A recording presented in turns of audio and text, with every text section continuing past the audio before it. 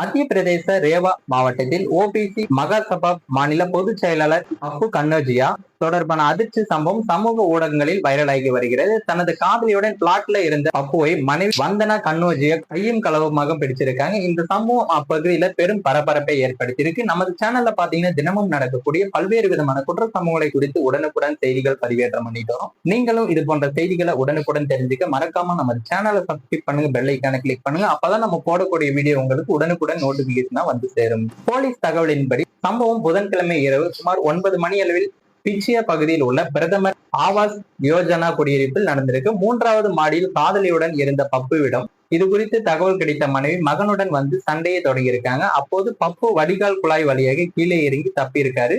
ஆனால் காதலி அங்கேயே சிக்க வந்த அவளை உதைகளாலும் செருப்பாலும் தாக்கியிருக்காங்க. இதனால காதலிக்கு கடுமையான காயங்கள் ஏற்பட்டு ரத்தமும் வழிந்திருக்கு. இந்த சலசலப்பை பார்த்து மக்கள் கூட்டம் கூட போலீசார் சம்பவ இடத்திற்கும் வந்திருக்காங்க. காயமடைந்த காதலியை மீட்டு மருத்துவ உதவியும் அளிச்சிருக்காங்க. பின்னர் வந்தனா தனது கணவர் தன்னை மற்றும் குழந்தைகளை கொலை மிரட்டல் விடுத்ததாகவும் தொடர்ந்து மிரட்டல்கள் வருவதால் குற்றம் சாட்டியிருக்காங்க. உயிருக்கு ஆபத்து இருப்பதால பாத்தீங்கன்னா பாதுகாப்பு அளிக்க வேண்டும் எனவும் கோரிக்கையும் வச்சிருக்காங்க. தற்போது இரு தரப்பினர்களுக்கும் அமைதியை பேண அறிவுறுத்திய காவல்துறை விசாரணைக்கு பிறகு சட்ட நடவடிக்கை எடுக்கப்படும் என்றும் கூறியிருக்காங்க. இந்த சம்பவம் பாத்தீங்கன்னா அந்த பகுதியில சற்று சலசலப்பை ஏற்படுத்தி இருக்கு.